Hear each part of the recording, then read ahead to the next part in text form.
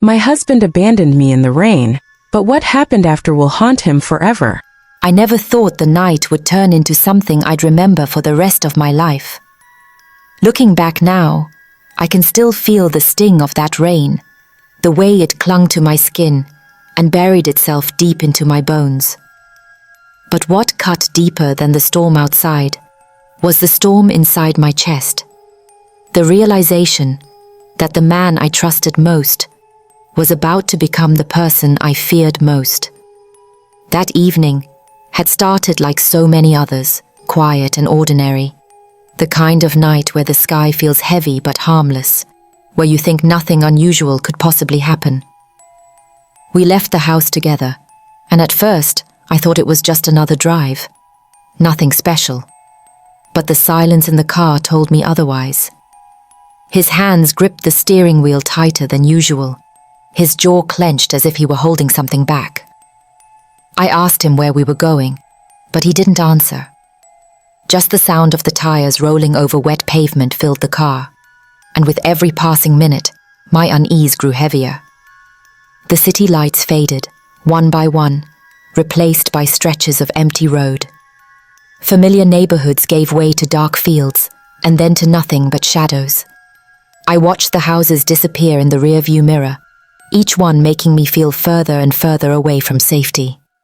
I remember pressing my hand against the cold window, watching the storm clouds split open above us. The rain came hard, blinding, and still. He didn't slow down. Something wasn't right. I could feel it deep in my stomach, the way you just know something terrible is coming. His silence was louder than words, and no matter how much I wanted to believe this was just another drive, I couldn't shake the truth. We were heading somewhere I didn't want to be. I tried to speak again, my voice small against the roar of the rain. "Where are we going?" I asked. Nothing. Not even a glance in my direction. Just that tight, unyielding grip on the wheel. The way his eyes stayed locked on the road told me he wasn't lost. He knew exactly where he was taking me. The car finally slowed, but not in relief. We pulled over onto a lonely stretch of road. No lights, no houses, no signs of life. Just the endless black of night and the storm tearing apart the sky. My heart raced as he put the car in park. For a brief second, I thought maybe something was wrong with the car. Maybe we'd broken down. But then he turned to me, his face hard, unreadable, and said words I'll never forget. "Get out." At first, I froze. I thought I had misheard him. The storm was loud, water crashing down in sheets, but his voice was steady, commanding, leaving no room for confusion. "Get out," he repeated. My throat went dry. I looked at him, searching his face for some sign of a joke, some trace of the man I had married, but all I saw was coldness. I opened the door slowly, the wind nearly ripping it from my hand. The rain hit me instantly, soaking through my clothes within seconds, but before I could even form the words to ask why, the door slammed shut. And then, he drove away. I stood there, stunned, watching the taillights fade into the distance until they disappeared completely.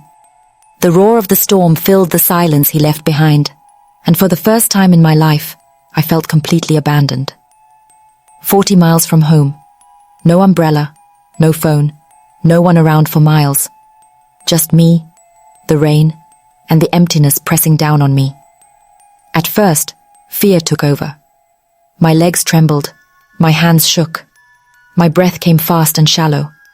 The storm blurred everything around me, and every shadow looked alive. Every sound felt threatening. The thought of how far I was from home hit me all at once. How would I get back? How long would it take?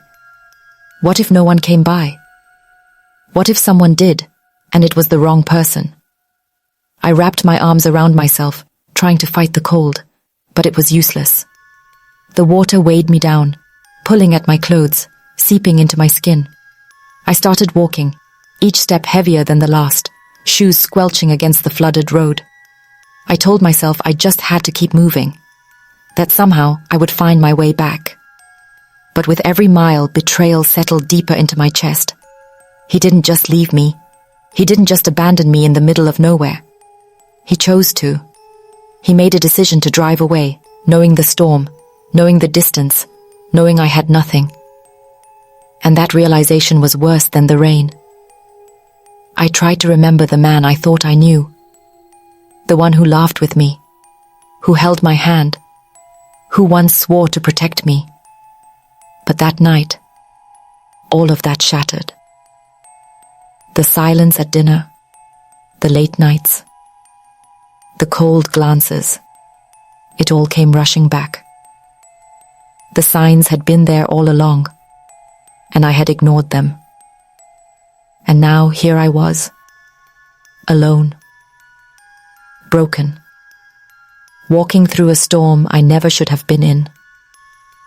Cars passed every so often, their headlights blinding me for a moment, but none of them stopped. Each one sprayed water across my body, leaving me colder, more invisible, more forgotten. I wondered what they thought when they saw me. Did they see a woman desperate for help? Or did they see nothing at all? I kept walking. I had no choice. The storm didn't care about me, and neither did he. And then, just when I thought I couldn't take another step, just when I thought my body would collapse under the weight of it all, headlights appeared again. At first, I felt relief. Maybe this time someone would help. Maybe this time the nightmare would end. But as the car slowed, dread crept up my spine. It wasn't a stranger. It was him. When I saw those headlights, I prayed I was wrong. I prayed it was just another car, another stranger passing by. But as the beam of light cut through the rain and slowed down in front of me, I knew. My stomach dropped. My knees nearly gave out. It was him, my husband. The same man who had left me on that lonely road in the storm was now back, watching me from behind the wheel. For a split second, relief almost tricked me. Maybe he regretted it. Maybe he realized what he had done. But when the window slid down and his face came into view, I saw no trace of regret. His expression was unreadable, cold, like a stranger's. He didn't tell me to get in. He didn't apologize. He didn't even speak. He just stared at me, as though I was something small, something beneath him.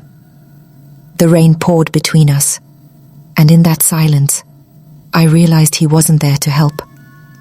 He was there to see me suffer.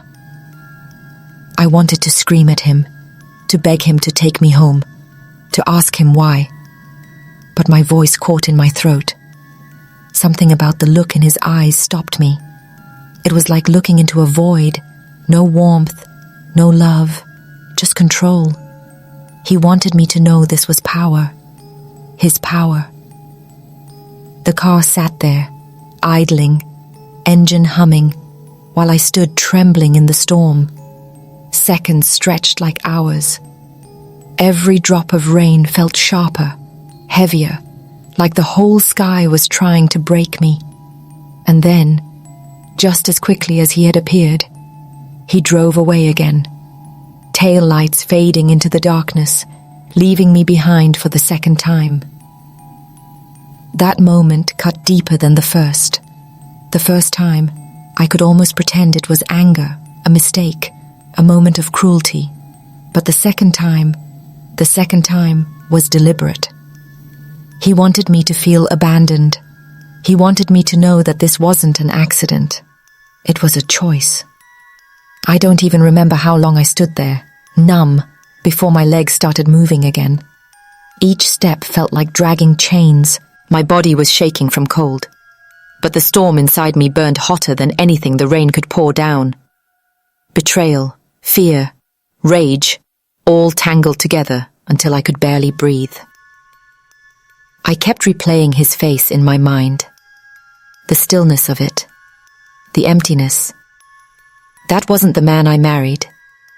That wasn't the man who once promised me love and safety. But then, maybe it always had been. Maybe I had just refused to see it. The road stretched endlessly ahead, each bend leading only to more shadows. Cars flew past, their headlights slicing through the dark, spraying water across me, but none stopped. And with each one that didn't, I felt smaller, invisible, forgotten. There's something about being left out in the rain, alone, that strips away every illusion. You realize how fragile you are, how easily discarded, how quickly someone you trusted can turn you into nothing. I thought of every family that had ever disappeared from our neighborhood without warning, the way moving trucks would show up quietly, late at night, the way questions went unanswered. Suddenly, I wondered if he had something to do with that too. If this cruelty wasn't just about me, if it was part of something larger, darker. That thought terrified me more than the storm, because if he could do this to me, his own wife, what had he done to others? The rain didn't let up.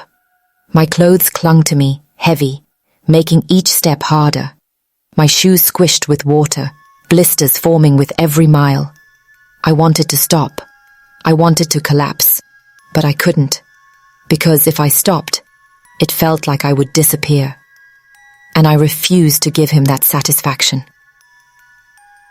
At some point, I passed a gas station, lights flickering, almost dead, the kind of place you'd rather avoid. But to me, it looked like salvation. I stumbled toward it, drenched and shaking. When I pushed the door open, the bell above jingled weakly, and the clerk behind the till. Hunter looked up in shock. I must have looked like a ghost. He asked me if I was all right. I couldn't even answer. My lips trembled, my teeth chattered, and all I could manage was to ask for a phone. My hands shook so badly I could barely hold it. I thought of calling home, but what home was left? I thought of calling him, but the thought made bile rise in my throat. So instead, I called a friend. My voice cracked as soon as she answered. I couldn't hide the truth anymore. The storm wasn't just outside, it was inside my life, inside my marriage. I told her where I was, and she promised she'd come. While I waited, I stood in that tiny gas station, dripping water onto the floor, staring at the window as rain streaked down the glass. Every set of headlights that passed outside made me flinch. Every shadow in the parking lot felt like him, watching, waiting, ready to remind me that I wasn't free from his control. When my friend finally arrived, I nearly collapsed into her arms. Relief and shame collided inside me. Shame that I had stayed so long.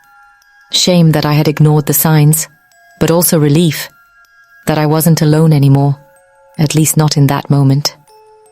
She drove me home, but it didn't feel like home anymore. Nothing did. My body sat in her car, but my mind was still out there, on that road, with him. The rain had stopped, but the storm inside me had only grown stronger.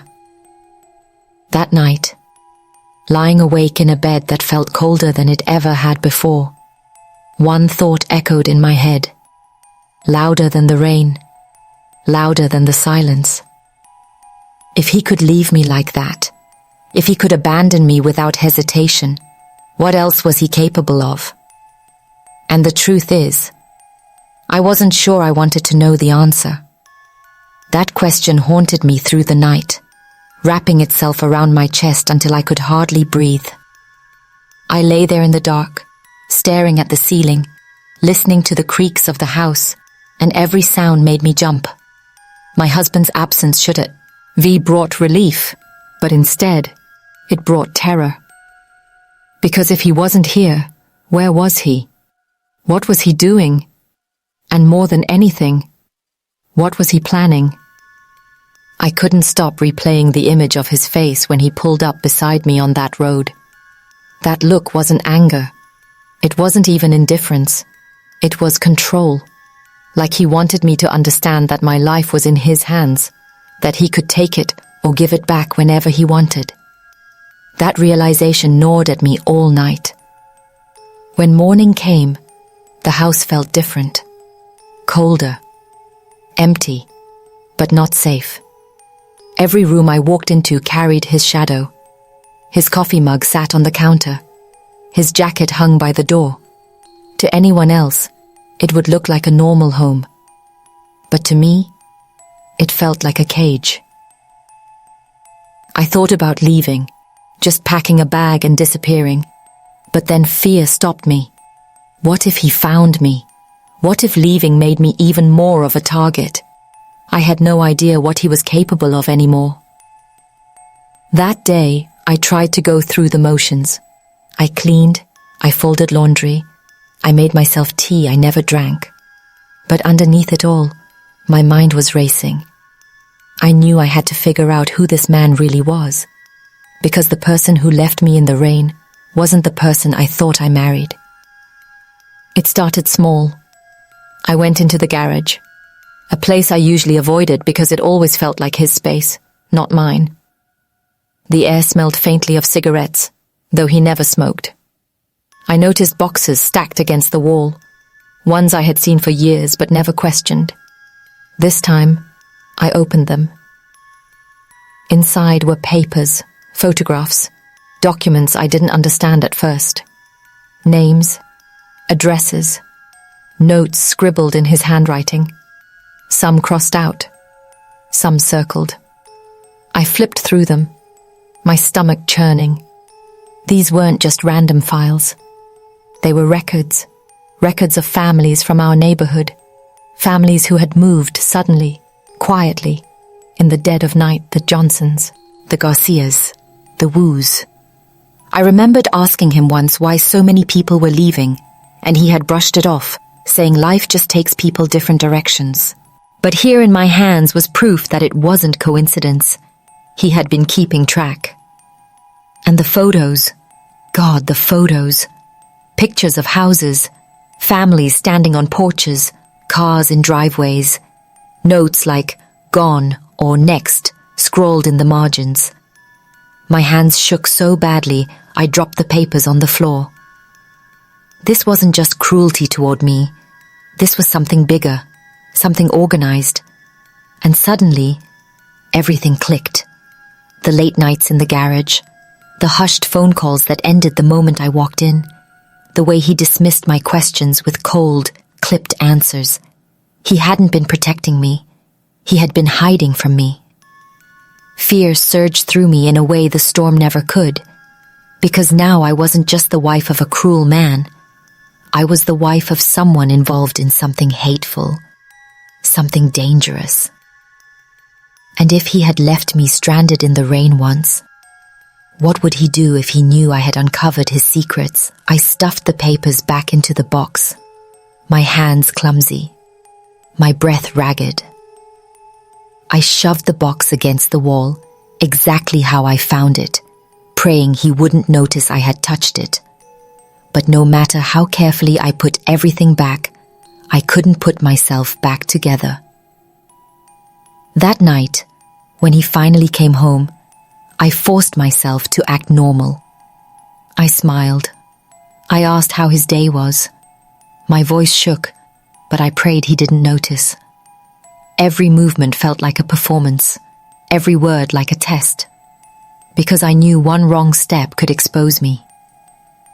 He ate dinner without a word, his face unreadable, his eyes heavy on me whenever I moved. I wondered if he already knew, if he had sensed my fear, my trembling hands. I wanted to scream at him, to demand answers, but instead, I sat in silence, forcing down food that tasted like ash. When he went to bed, I lay awake beside him, listening to his breathing, wondering how I had ever felt safe in the same bed as this man. I thought about the families in the past, those photos, about how they must have felt when they realized they weren't welcome anymore.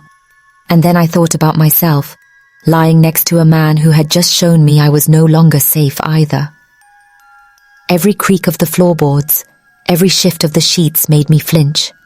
Sleep never came. Instead, I stared at the shadows on the ceiling and asked myself the same question over and over. If he was part of this, who else was? Because men like him never act alone. And that thought terrified me more than the storm, more than the road, more than his cold stare. If he had a group behind him, if there were others still watching, still waiting, then discovering those boxes hadn't just put me at risk. It had put me directly in their path. By dawn, I knew one thing with chilling clarity. I wasn't just a wife anymore. I was a witness. And witnesses don't always get to survive. I wasn't just a wife anymore. I was a witness.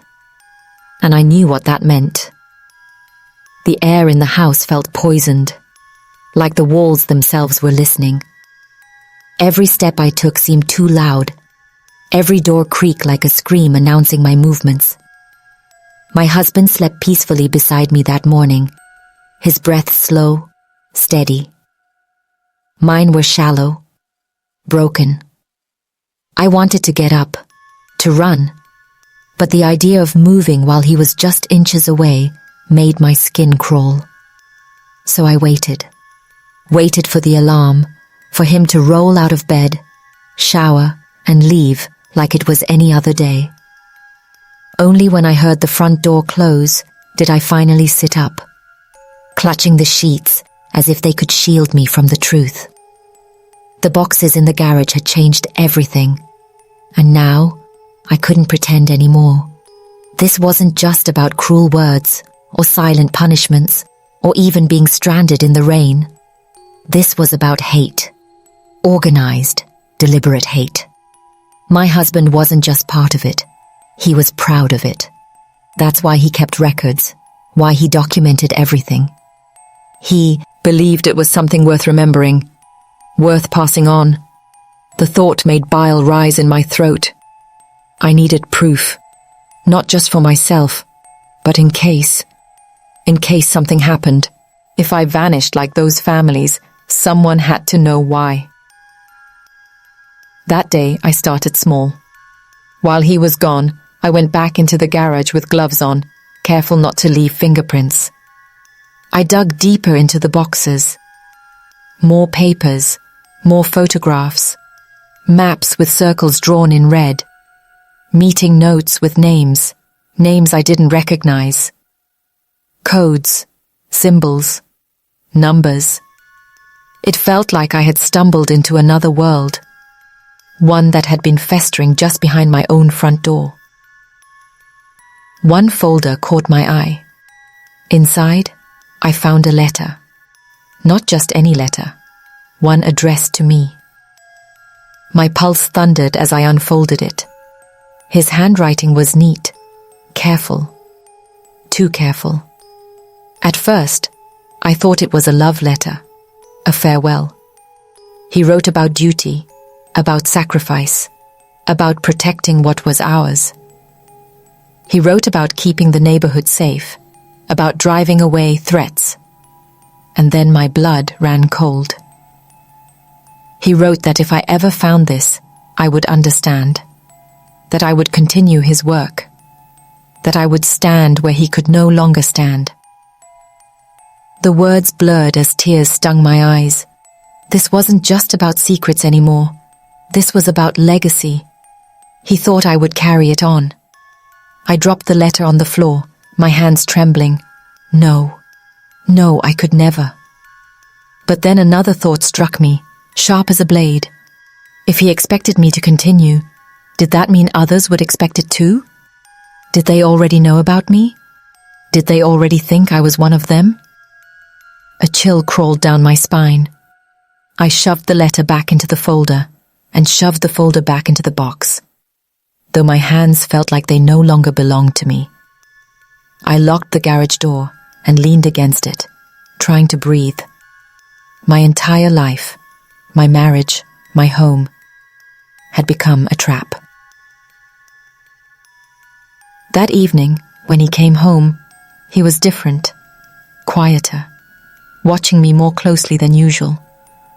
I forced a smile, asked about his day, cooked his dinner, but the way his eyes linger, it made me wonder.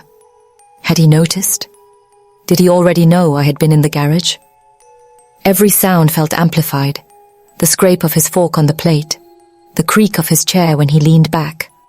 My heart pounded so loudly, I was sure he could hear it. Then, casually, he asked, "What did you do today?" My throat tightened. The air seemed to thin.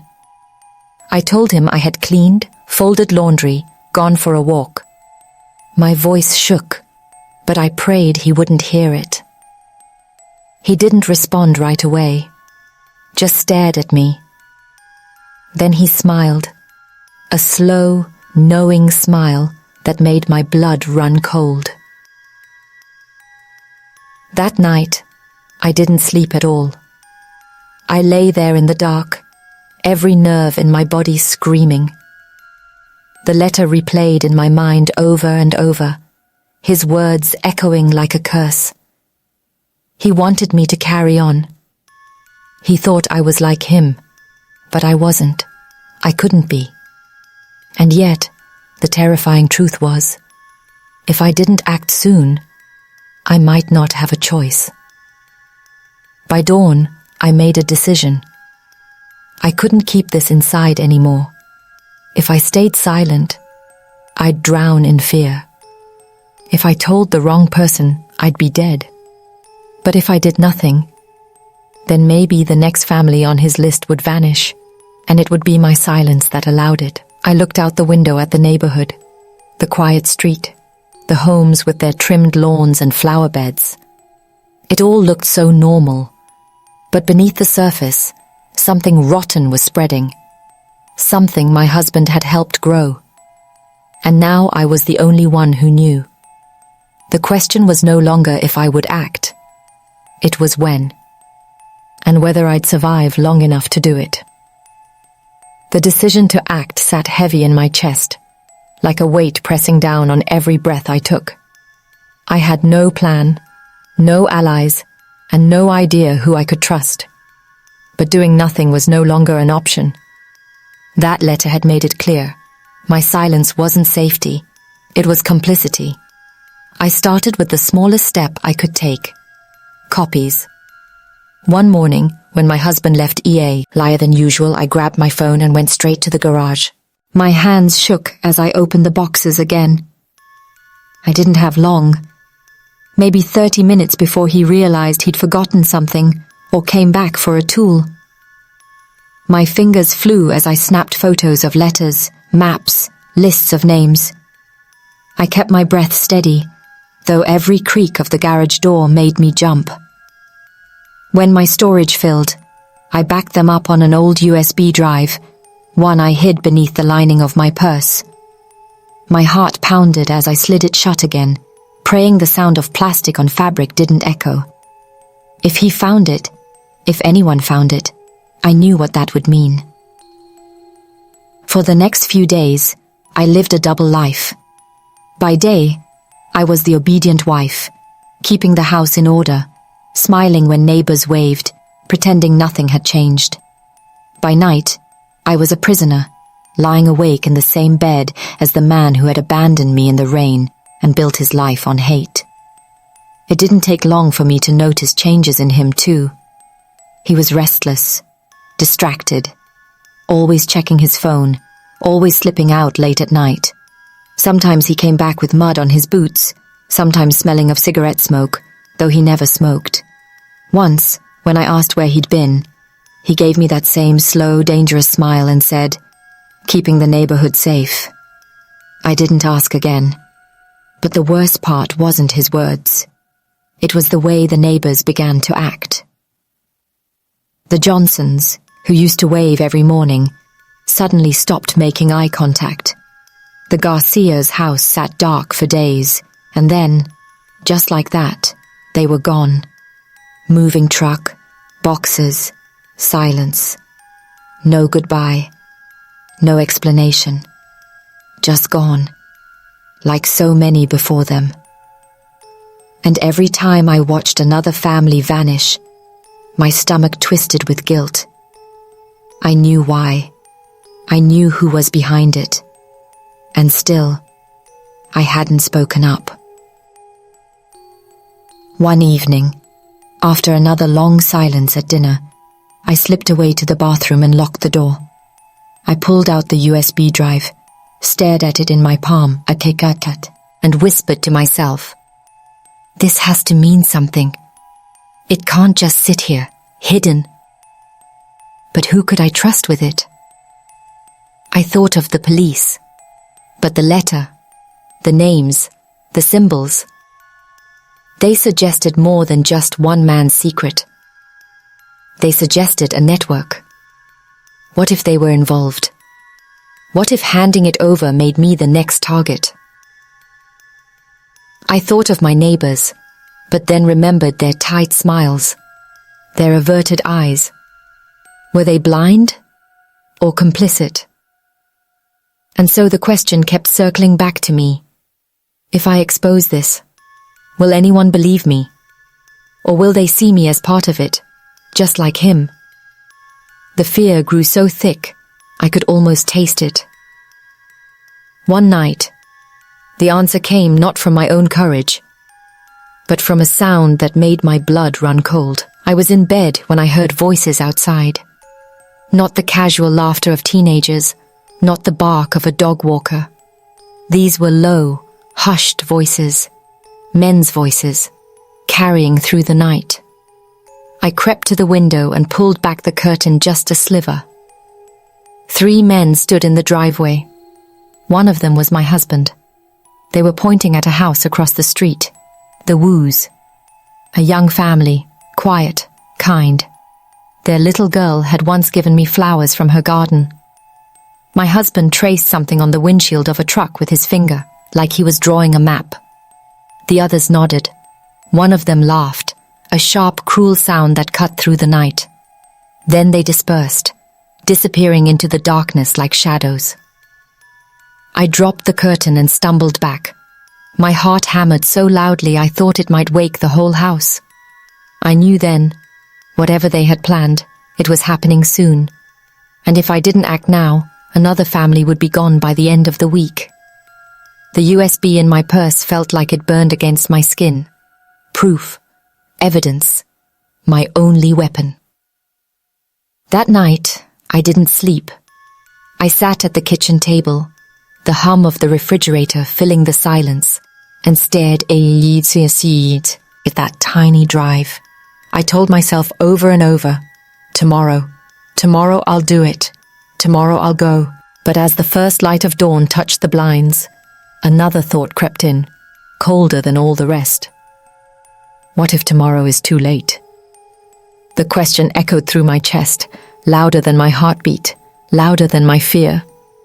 And as the sun rose, I realized my time was running out. My husband abandoned me in the rain, but what happened after will haunt him forever. The rain didn't stop. It kept hammering down, soaking me to the skin, chilling me in a way that made every shiver feel like it could break me in two. I was alone, completely exposed, standing on a deserted street with nothing but puddles reflecting the dim light from the distant street. My shoes squelched with every step as I tried to figure out where to go, how to move, how to survive the next few minutes.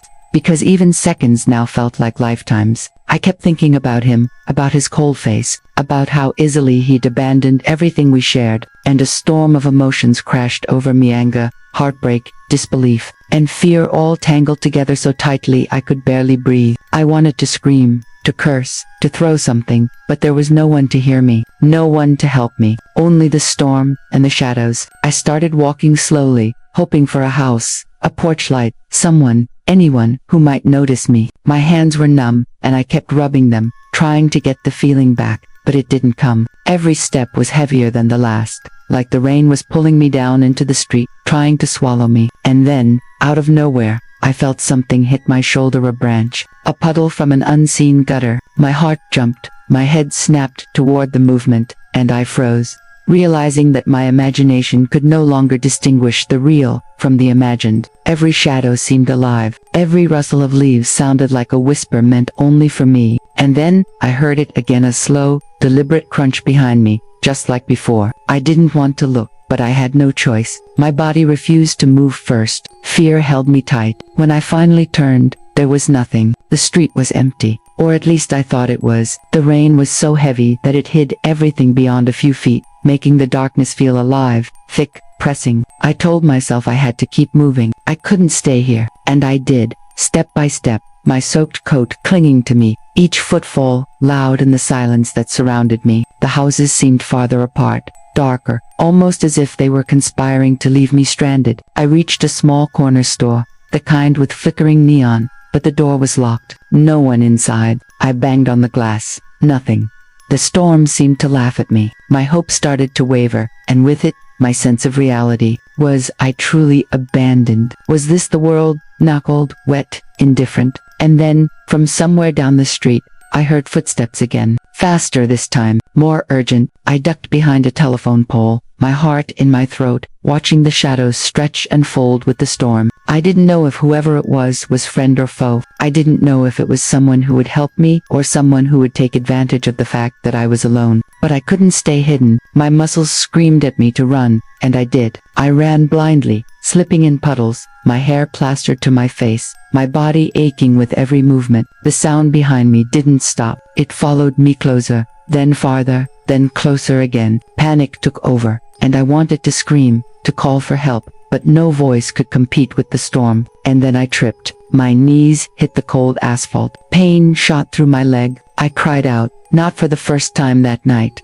but this time the sound carried, cut through the storm. Whoever or whatever was following me stopped. Silence fell, heavy, suffocating. I dared to look up. About 20 feet away, a figure emerged from the shadows. I couldn't see clearly, just a silhouette, standing under the flickering streetlight, motionless. I wanted to run, but I was trapped by exhaustion, by fear, by the rain that seemed to soak through every layer of skin and soul. And then the figure moved, slowly, deliberately. My pulse raced. My mind screamed at me to do something, anything, but my body wouldn't obey. And then, suddenly, the figure spoke, just one word. My name, Alec. My knees buckled. The voice was familiar, almost intimate. I froze, trembling. Could it be him? No, not him. He had left. This wasn't his voice, and yet it carried something, a warning, a threat, or maybe hope. The voice called again, sharper this time, closer. My instincts screamed at me to run, but something told me I needed to know. Step by step, I pushed myself to my feet. My coat was soaked, my shoes squelched, my hands numb, and as I drew closer to where the voice came from, the shadowy figure emerged into the dim neon light. My stomach dropped. I didn't recognize the face at first, but the eyes were locked on me, and they were filled with a mixture of curiosity and something I couldn't name. Fear, concern, malice, I couldn't tell. All I knew was that I couldn't move. The rain fell harder, soaking us both, and for a moment, neither of us spoke. And then, the figure smiled, not kindly, not cruelly, just a small, unreadable smile. And with that,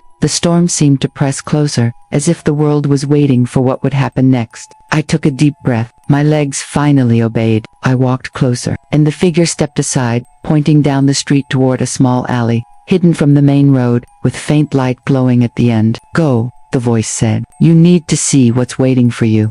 I hesitated, my mind screaming that I should run in the opposite direction, that danger was everywhere. But something in the voice, something in the eyes, made me step forward. One foot, then another. The puddles soaked my socks. The alley smelled of wet stone and decay, but I didn't care. I had to keep going. Every nerve in my body screamed, every memory of betrayal, abandonment, and fear guiding me toward whatever awaited at the end of that alley. And as I reached the faint light, I saw it, something that made my heart stop.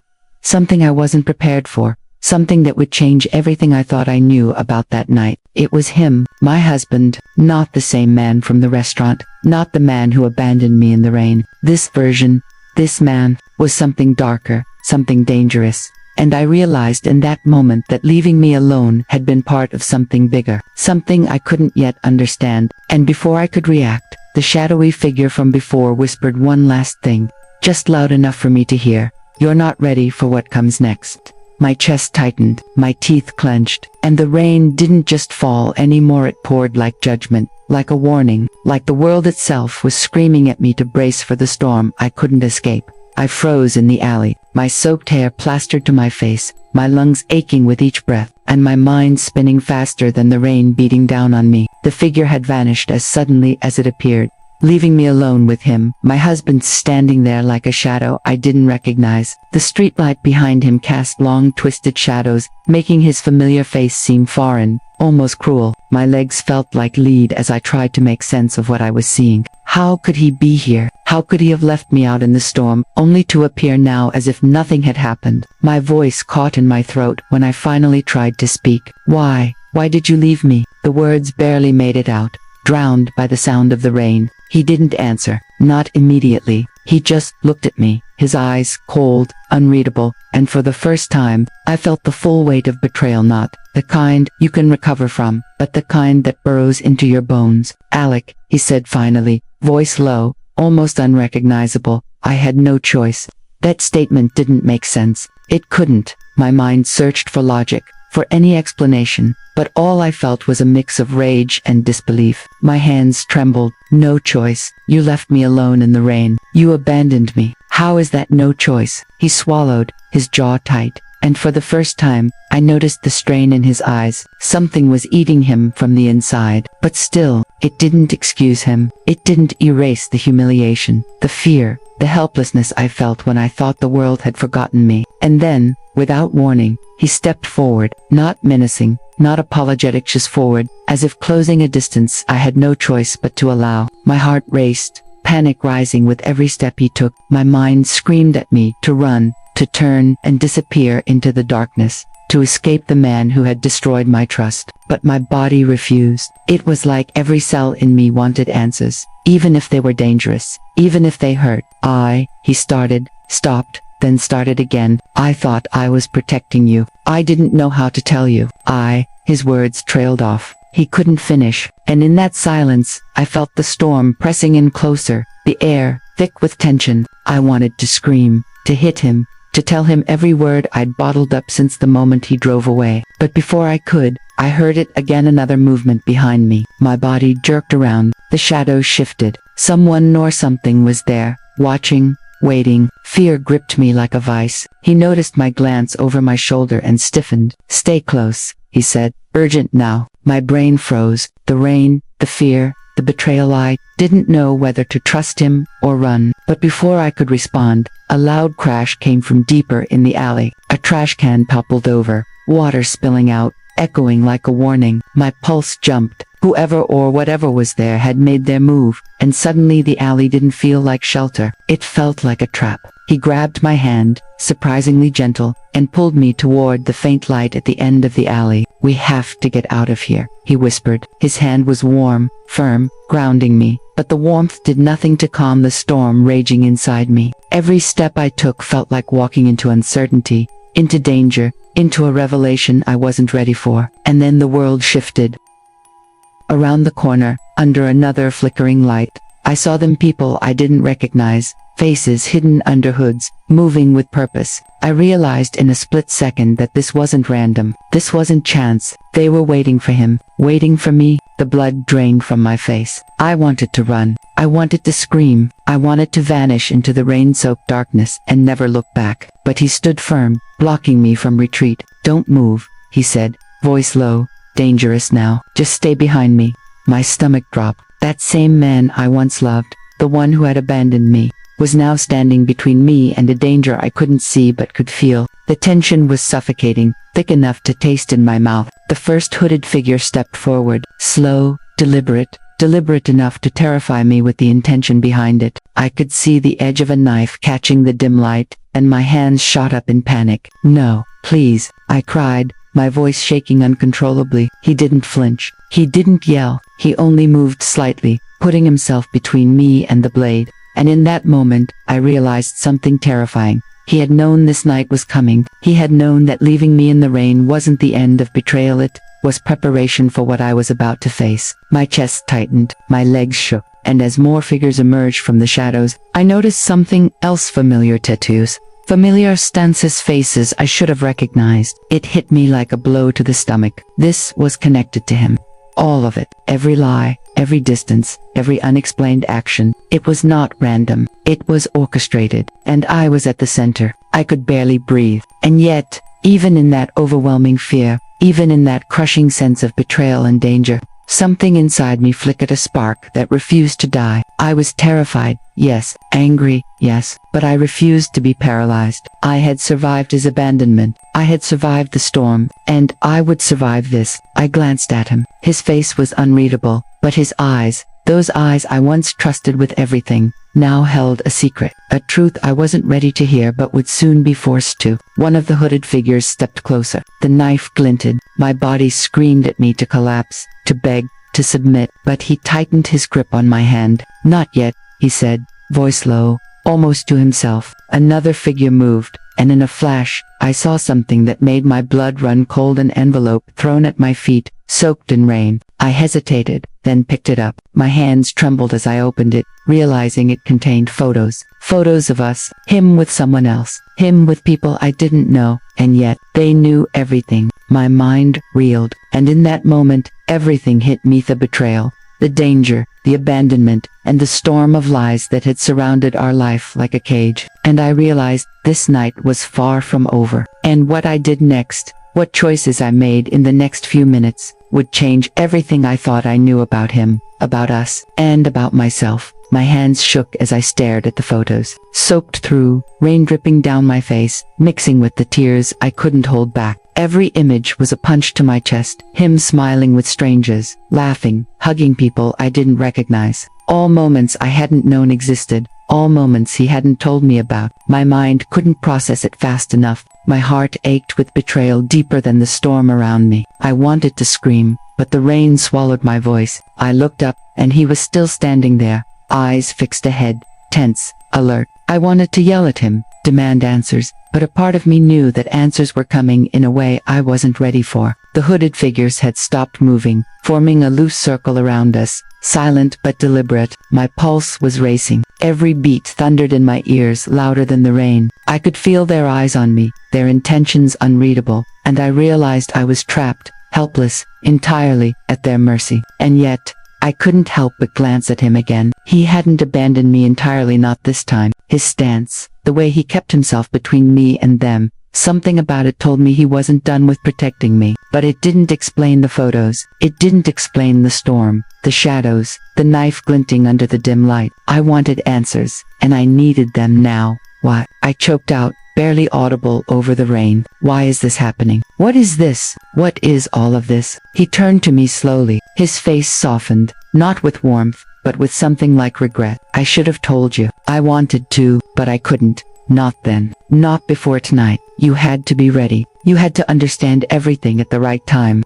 I shook my head, fury boiling over the fear. "Ready? You left me in the rain, alone. You made me think I was worthless, that I was nothing to you. How is that preparing me?" He flinched, but didn't speak. I could see the tension in his jaw, the way his hands clenched and unclenched. The storm pressed around us, every drop of rain, a reminder that the world was testing me, breaking me, reshaping me. And then, he finally spoke, low and serious. "Alec, they're not here for you. They're here because of me, because of what I did, because of the mistakes I made."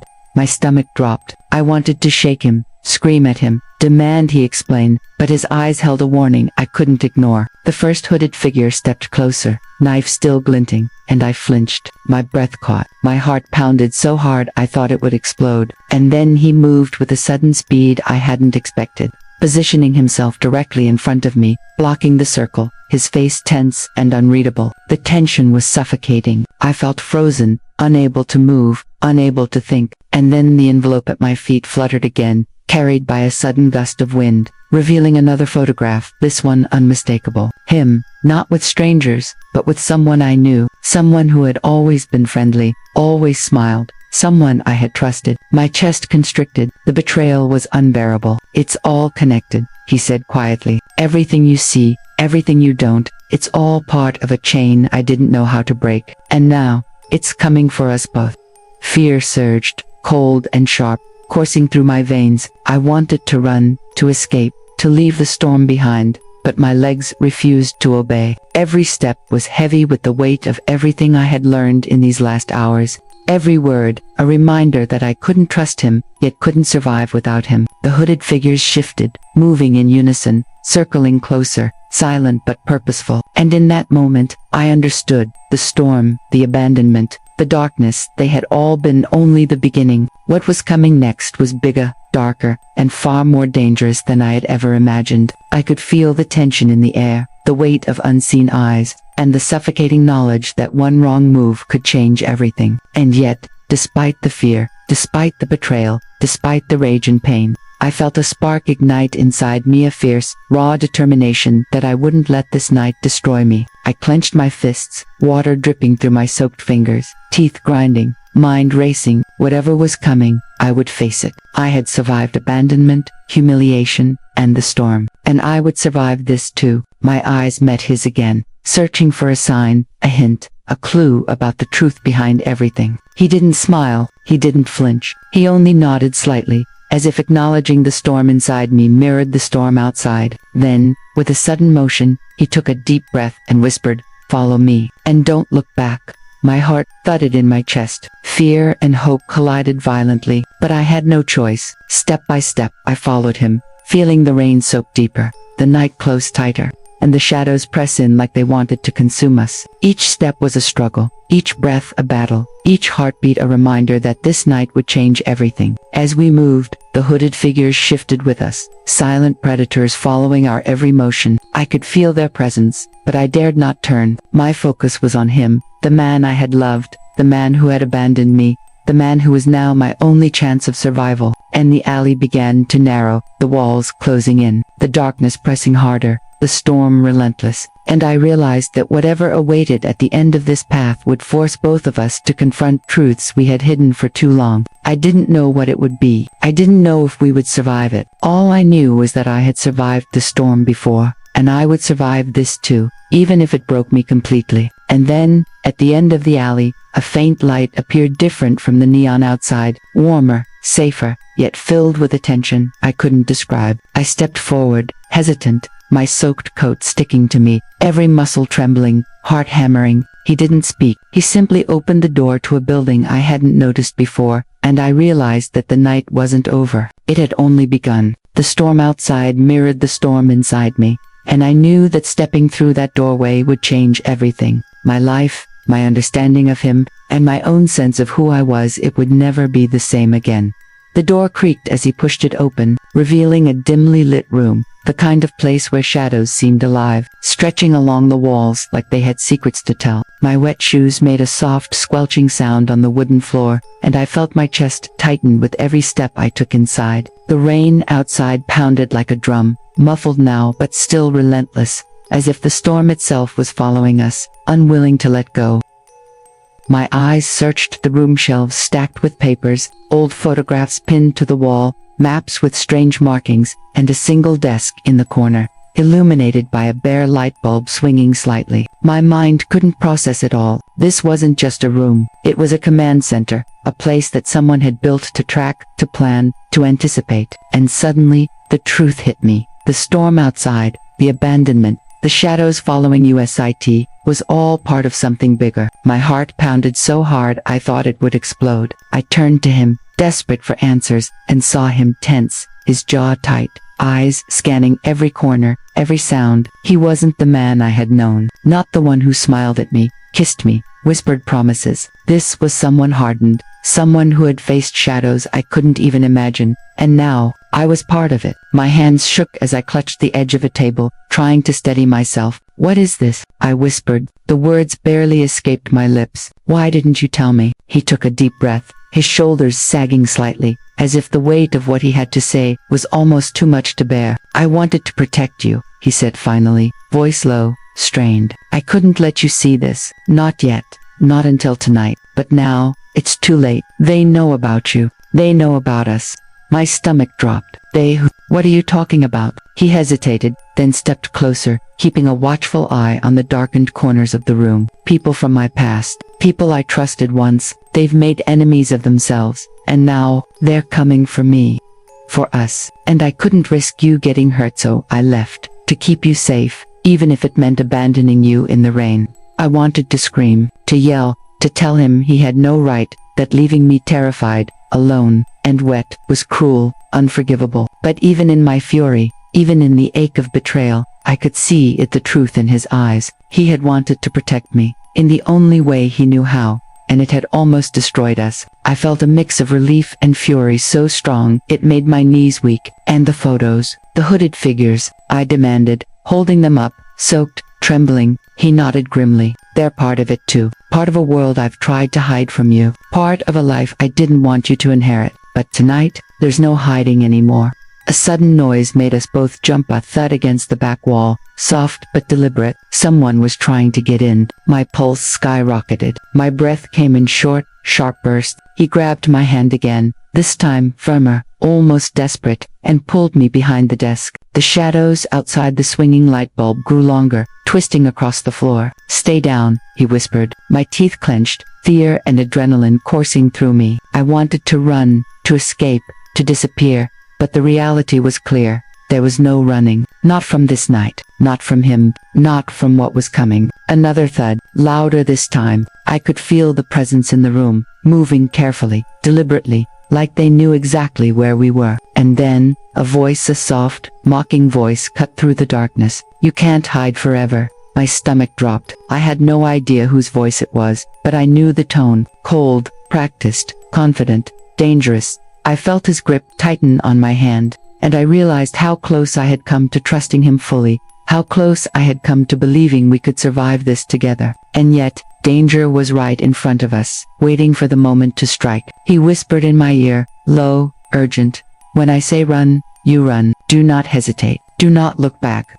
My heart hammered against my ribs. Every instinct screamed at me to bolt, but I couldn't move until he gave the signal. The shadows shifted again, and I saw movement near the door, a figure crouching, ready, poised. Fear lanced through me, sharper than the rain, colder than the wind, but he was steady, grounded, calm in a way that almost made me believe we could survive. And then he whispered one word, "Now." Instantly, I obeyed. We bolted across the room, dodging shadows, slamming into the door as we burst out into a hidden courtyard drenched in rain and darkness. My shoes slipped on the wet stone, my lungs burned, my chest ached, but I didn't stop. Behind us, I could hear the chaos, the pursuit, the shuffle of boots, the scrape of metal. Every instinct screamed at me to run faster, faster, faster. We didn't stop until we reached a low wall at the edge of the courtyard. He jumped first, landing heavily on the other side, then helped me over. Pain shot through my legs, but I didn't care. We ran into the night, rain slashing at our faces, wind tearing at our hair, the city around us a blur of lights in motion. And yet, despite the fear, despite the chaos, a part of me felt alive, raw, trembling, but alive. The storm had tested me, the night had tried to break me, and somehow, we had survived. But I knew, deep down, that this was only the beginning. We couldn't stay out here, not in the open, not with them searching, not with every second bringing more danger. He led me through narrow alleys, over slick rooftops, through abandoned streets, never stopping, never looking back, until finally we reached a building tucked away in the shadows. Inside, it was warm, dry, and strangely quiet. He finally let go of my hand, but didn't speak. I sank to the floor, shivering, exhausted, soaked, and utterly drained. My mind replayed everything: the abandonment, the betrayal, the chase, the shadows, the storm, and I realized I was shaking not just from cold, but from the sheer intensity of what had just happened. He knelt beside me, his eyes scanning my face, his expression unreadable, and for a moment, I thought I might break down completely. But then he spoke, quietly, almost reverently, "You're safe. For now." I swallowed hard, chest heaving. The words were small, but in that moment, they meant everything. Safe, just for now. But I knew better. The night wasn't done with us. The storm outside mirrored the storm inside, and somewhere in the darkness, the next move, the next threat, the next revelation, was waiting. I could feel it. I could feel it in my bones. And despite the fear, despite the betrayal, despite the exhaustion that threatened to swallow me whole, I knew one thing with perfect clarity. I was alive, and I wasn't going to let anything, no one, destroy me tonight. Not him, not them, not the storm, not the shadows. I drew in a trembling breath, and for the first time in hours, I realized that the fight for survival, for truth, for understanding, was only beginning. And somehow, I had to face it, every terrifying, heart-wrenching, shocking second of it, because there was no turning back. The rain had ended, but the storm had not, and it never would, not until every secret, every betrayal, every hidden truth had been revealed. The building was quiet, too quiet, the kind of silence that presses down on you and makes your heart beat faster than the storm ever could. I sank deeper into the corner, my soaked coat sticking to me, my hands trembling, and every nerve screaming that we weren't truly safe. He sat across from me, eyes scanning every shadow, every flicker of movement, his jaw tight, posture rigid. I wanted to ask him everything at once. The photos, the hooded figures, the night, the lies, but the words wouldn't come. Fear had tangled them in my throat, and yet, despite the terror, there was a strange comfort in knowing he hadn't abandoned me this time. Not really, not like before. He noticed my gaze, and for a fleeting moment, vulnerability softened his face. I know it looks like I've been hiding everything, leaving you alone in the storm, but every step I took, every choice I made, was meant to protect you. I shook my head, voice trembling. Protect me. You left me to feel helpless, to feel like I was nothing. You abandoned me. How is that protection? He flinched but didn't argue. Instead, he reached for something on the desk, a small, leather-bound notebook, worn and soaked round the edges, and handed it to me. You need to see this. You need to understand. I hesitated, heart hammering, then took it. The pages were filled with names, photos, and notes, connecting people I had never heard of to events I didn't understand, yet somehow, through some terrifying puzzle, all threads led back to him, and to us. My chest tightened. The rain outside had stopped, leaving only the echo of distant thunder, but inside, the storm raged stronger than ever. I wanted to close the book, to throw it aside, to ignore the chaos it revealed, but my curiosity, my desperate need to understand, forced me to keep reading. Hours felt like minutes as I pieced together the fragments of a hidden world, a world of power, betrayal, revenge, and danger I had no idea existed. And then I realized the truth. The night, the storm, the hooded figures, they were not random. They were not accidents. Every event, every risk, had been orchestrated to lead me here, to this moment, to this revelation. My mind reeled, my hands shook, and just as panic threatened to consume me, he spoke, his voice low, urgent. They're still out there. They haven't given up, and they never will. But now, you know enough to fight, to survive, to reclaim what's yours. I looked up at him, fear and anger and confusion swirling in my chest. Fight, survive, reclaim what's mine. How can I survive this? I'm just me, Alec. I'm not strong enough for all this. He met my gaze, unwavering, intense, and for the first time, I saw something that scared me almost as much as the hooded figures. The truth in his eyes. You're stronger than you think. You survived the storm. You survived abandonment. You can survive them too. But you can't do it alone. My heart pounded in my chest.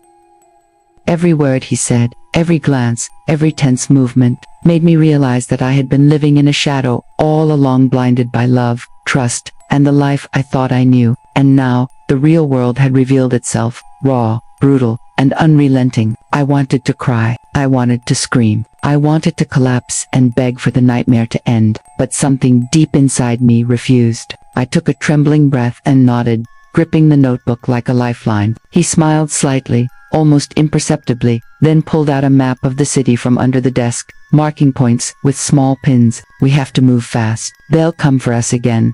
And next time, they won't stop until they get what they want.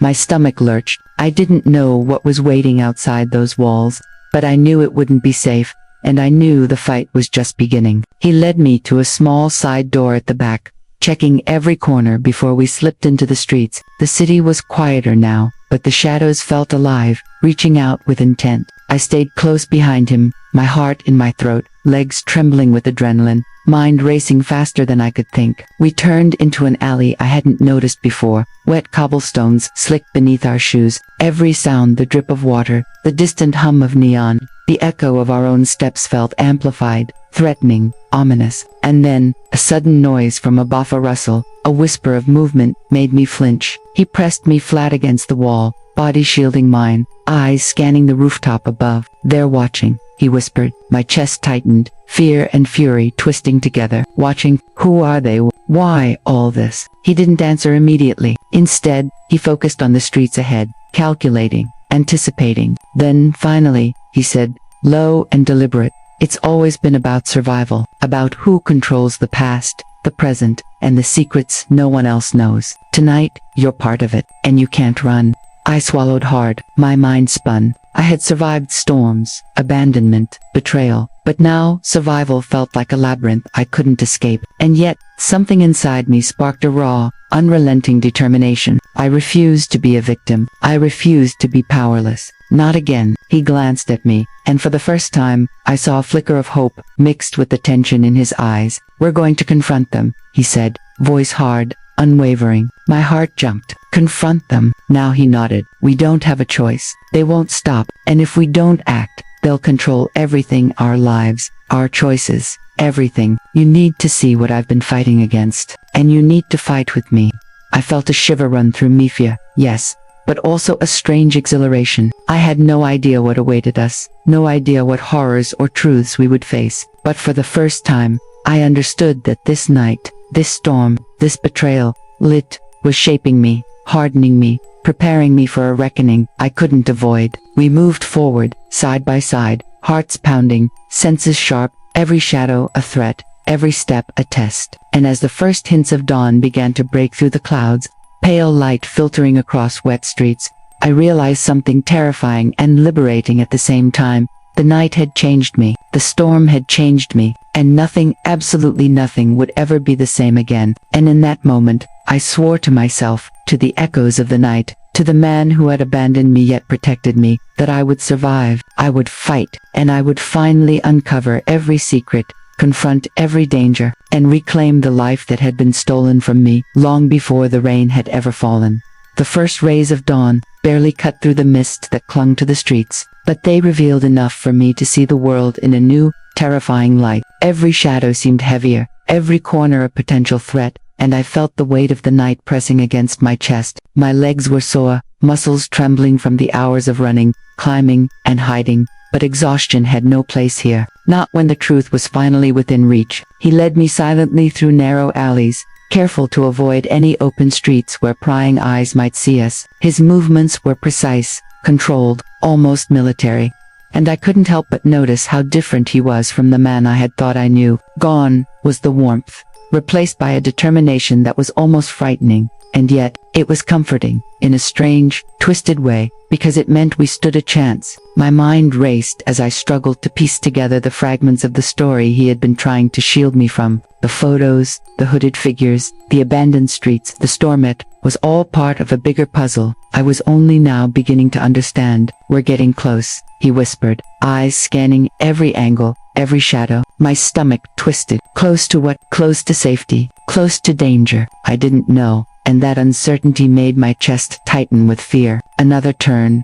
another alley, and suddenly we stopped. He pressed me against the wall, eyes narrowing. "They're here," he breathed. I peeked around him, heart hammering, and saw movement, figures slipping silently through the fog, moving with a purpose that was chilling. My throat went dry. I wanted to scream, to run, to hide forever, but his hand on my shoulder was firm, grounding me. "Stay calm," he instructed. I nodded, swallowing hard, knowing that any sudden move could spell disaster. And then, one of the figures broke away from the group, stepping into the pale light. I froze. It was someone I recognized, someone I had trusted. The shock hit me like a physical blow, and I felt bile rise in my throat. "It can't be," I whispered. He didn't answer. His jaw tightened, and I realized that this confrontation was bigger than either of us. It wasn't just about me, about us. It was about every choice, every betrayal, every secret that had been buried for too long. The figure stepped closer, and I could see the smirk on their face, the cruel satisfaction in their eyes. They had been waiting, planning,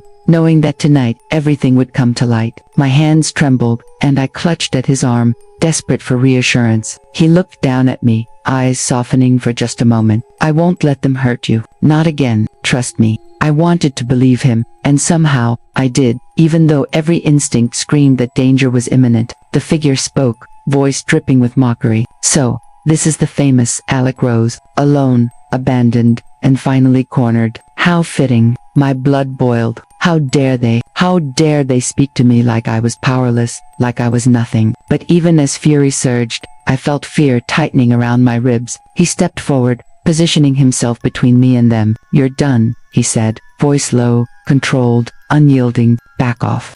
The figure laughed, a cold, grating sound that made my teeth ache. "And if we don't?" I felt a wave of panic, heart racing, chest constricting. He didn't flinch. "Then you'll regret it," he said simply. The standoff stretched, every second a nifage of tension. I could feel the heat of fear, the surge of adrenaline, the tightrope between survival and disaster. And then, just as I thought the moment might break, the shadows behind the first figure moved. More figures, more danger, more chaos. My mind screamed at me to run, but I stayed frozen, clinging to him, letting his strength anchor me. The air crackled with anticipation, the city around us holding its breath. And then, without warning, a sudden flash of movement, a shout, and the first figure lunged. My scream caught in my throat, and the world exploded into chaos. He moved like lightning, intercepting them, twisting, dodging, striking with a precision that left me in awe and terror. I wanted to close my eyes, to shield myself from the violence,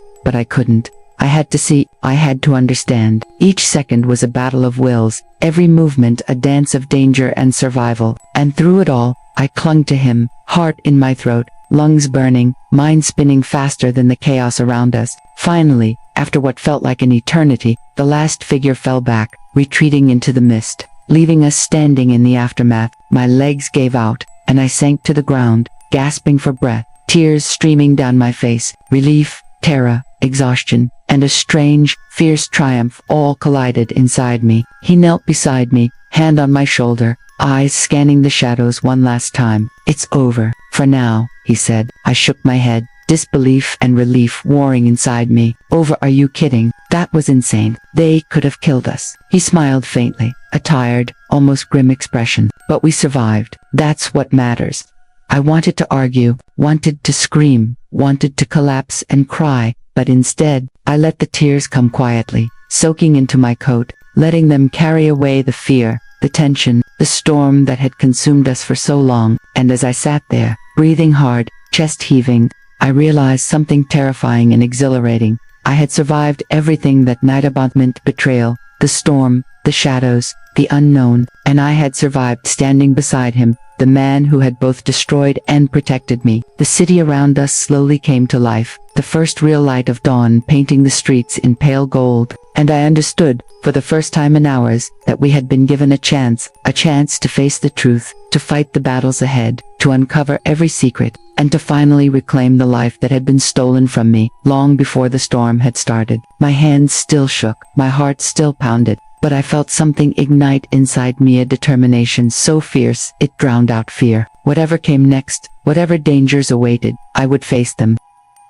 Not as a helpless girl abandoned in the rain, but as Alec Rose, survivor, fighter, and witness to truths too long hidden. And as he extended his hand to me, steady, unwavering, I took it, feeling the weight of the night lift just enough to glimpse hope. But deep down, I knew the storm wasn't over. Not really. There were battles ahead, secrets still buried, and shadows still watching. And yet, I also knew that I wouldn't run. I wouldn't hide. I would face it all, heart open, eyes wide, and courage forged in the rain, in the fear, in the betrayal. And with that thought, I rose to my feet, ready to step into whatever came next, ready to confront the night, ready to fight for the life and truth that was mine. The city was waking slowly, the sun barely piercing the fog that still clung stubbornly to the alleys. My legs were sore, my body stiff, and my mind felt like it was still trapped in the chaos of the night. But there was no time to rest. The notebook, the photos, the maps, they all demanded answers. I had to know the truth, even if it meant facing horrors I wasn't sure I could survive. He led me through the narrow streets, with a caution that made every step feel like walking a tightrope. My pulse raced as we approached an abandoned warehouse on the edge of the city. The place was enormous, its broken windows like dark, watching eyes, the walls scarred with time and neglect. "This is where it all started," he said quietly, almost reverently, as if uttering those words made the building more real, more dangerous. I swallowed hard. "Where? What started?" I asked, voice trembling. He didn't answer immediately. Instead, he reached for the door and pushed it open slowly. The hinges groaned, echoing through the cavernous space, and the smell of dust and rust hit me. My stomach churned, fear and anticipation twisting together in a knot that refused to unravel. Inside, the shadows were alive. Piles of crates, old machinery, and discarded equipment created a maze of darkness and concealment. And then I saw the evidence of every betrayal, every secret, every manipulation that had led to this night. Photographs, documents, and files were strewn across tables, walls, and the floor. Names, faces, events all connected in a web so intricate it was almost impossible to comprehend. My hand shook as I picked up one of the photos. A familiar face stared back at me, smiling innocently in a family portrait. But now I saw the truth behind the smile. Manipulation, deception, cruelty. My chest tightened, and a wave of nausea hit me. "They've been planning this for years," he whispered, his eyes scanning every corner, every shadow, everything you've been through. The abandonment, the betrayal, it was never random. They wanted to break you, to control you, to make sure you never questioned anything. I shook my head, disbelief clashing with horror. But why me? Why was I caught in all this? He crouched beside me, voice low and intense. "Because you were a threat, because you cared too much, because you refused to stay silent. They underestimated you and that's why you survived the storm." My hands tightened around the notebook, knuckles white. Every word he said was like a hammer against my heart, pounding me into awareness, into understanding. And then I realized the terrifying part. Survival wasn't enough. Knowing the truth wasn't enough. To truly be free, to reclaim my life, I had to act. I had to confront them. I had to fight. The thought made my chest ache, but it also ignited a fire inside me, fierce and unrelenting. "We need evidence," he said. "Proof, enough to expose them, to bring them down. But it won't be easy. They've built walls, traps, allies, everything you can imagine, and every step will test you." My heart pounded. I had no choice. I nodded, trembling, but resolute. "Then we do it," I said, voice low but steady. He smiled faintly, a mix of pride and relief crossing his face. "Good, because there's no turning back now." Hours passed as we combed through the warehouse, gathering documents, photos, anything that would help reveal the truth. The closer we got, the more dangerous it felt, as if the building itself was aware of our intrusion. Shadows moved just beyond my vision, whispers seemed to echo in the corners, and my nerves screamed that we weren't alone. And then, a sound of floorboard creaking in the distance made both of us freeze. I clutched his arm, breath shallow, muscles tense. He nodded once, signaling for me to stay calm. Slowly, he moved toward the sound, every step deliberate, controlled. My heart was in my throat, and I wanted to scream, to bolt, but I couldn't.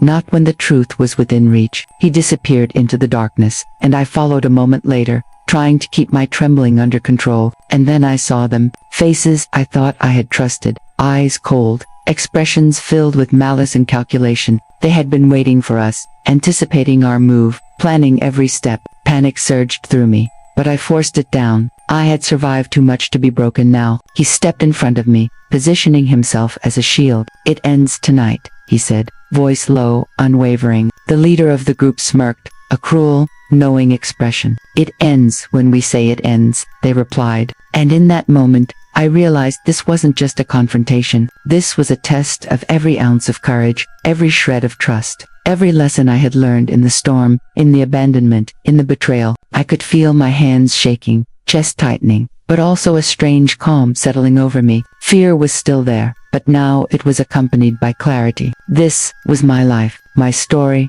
my fight, and I would not let them control it any longer. As the tension built, the air charged with anticipation, I took a deep breath, feeling the weight of every choice I had made, every step I had taken, leading to this exact moment. And then he nodded at me, signaling it was time. Time to act. Time to face the shadows. Time to take back everything that had been stolen. And as we stepped forward together, heart pounding, muscles trembling, but determination blazing, I understood one undeniable truth. The storm had forged me. The night had tested me, and nothing, absolutely nothing would stop me from confronting the past, exposing the lies, and reclaiming my life, piece by piece. truth by truth, no matter the cost. The confrontation inside the warehouse felt endless, every second stretching like an eternity. Shadows moved, whispers circled, and the air was thick with tension so sharp it could cut. My legs ached, my heart thundered, but I didn't dare look away. He stood beside me, steady, unwavering, and somehow that gave me the courage to face what had haunted me for so long. The figures surrounding us were no longer strangers. Their faces were familiar, twisted with cruelty and entitlement. Every betrayal I had suffered, every sleepless night, every tear shed in the storm was all reflected in their smirks, their eyes, their arrogance. "You think you can take us down?" the leader hissed, voice dripping with menace. My chest tightened, but I stood taller, gripping the evidence we had painstakingly gathered. "No, I know I will," I whispered, and for the first time, my voice carried a strength I didn't know I possessed. The room fell into silence, the weight of that declaration hanging in the air. Then the chaos erupted. He moved with precision, intercepting attacks, deflecting threats, and keeping me safe, while I focused on capturing everything on camera, documenting every file, every confession, every moment that proved the truth. Panic tried to claw at my mind, but I refused to let it win. I was done being powerless. I was done being abandoned. Each piece of evidence we collected felt like a lifeline, a key to undoing the darkness that had haunted me for so long. And then, the turning point came. One of the conspirators, the one I had trusted the most, faltered. Hesitation, fear, maybe guilt flickered across their face. And that was all the opening we needed. I moved quickly, pressing the files into my bag, snapping photos, capturing confessions. Every movement, every choice was fueled by a fierce, burning determination. The tide had shifted. They were no longer in control. And then he revealed the truth, the final, shattering piece of the puzzle. Every manipulation, every betrayal, every hidden agenda, all traced back to them. The evidence was undeniable, irrefutable. My hands shook as I read aloud passages of their own confessions, exposing everything they had tried to hide. Shock, anger, and fear twisted across their faces. I realized then the storm that had seemed endless, the abandonment, the betrayal, had all led to this exact moment. And in the intensity of that realization, I felt a surge of liberation, a wave of empowerment that swept away every trace of helplessness I had ever carried. The conspirators tried to resist, but it was too late. The evidence, our preparation,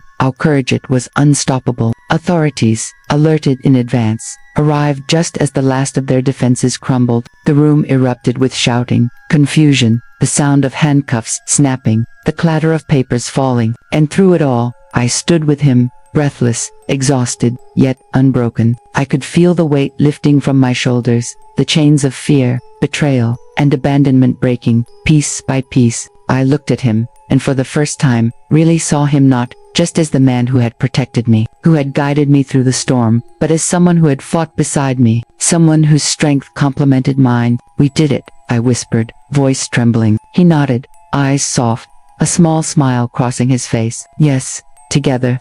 And in that moment, I understood the full magnitude of what had happened. I had faced every shadow, every betrayal, every fear that had haunted me, and I had survived.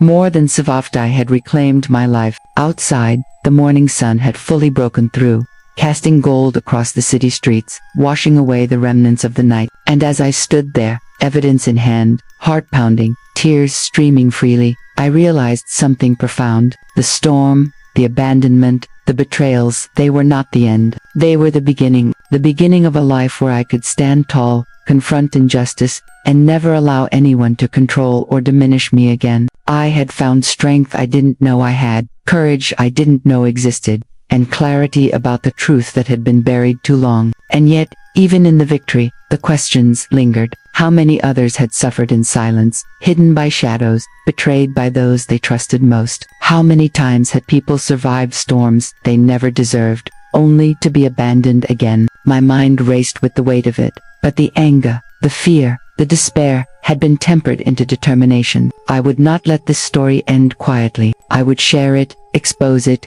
ensure that the darkness couldn't touch others the way it had touched me. And as we walked out of the warehouse, side by side, the sun fully illuminating the world around us, I felt a sense of peace, fragile yet real, mingled with a steely resolve. The night had tested me, but I had emerged not as a victim, but as Alec Rose, a survivor, a witness, a fighter. The scars remained, Yes, reminders of what had been endured, but they were now symbols of strength. Proof that even in the most harrowing storms, we could rise, we could reclaim our lives, and we could confront the darkness head-on. And as I looked at him, at the man who had both abandoned and protected me, I whispered a silent promise to never forget, to never back down, and to ensure that the truth would always be seen. The storm had ended, the rain had passed, but the lessons, the fire, and the courage it forged would stay with me forever. And I knew, with every fiber of my being, that my life would never, ever be the same. And I couldn't help but wonder how many more storms lie ahead, waiting to test us, waiting to reveal who we truly are. The answer didn't matter yet. What mattered was that I was ready to face whatever came next, to fight, to survive, and to live a life where I controlled my destiny, no longer bound by the shadows of betrayal or the weight of abandonment. And with that thought, I stepped forward into the sunlight, heart pounding, eyes wide open, and finally free.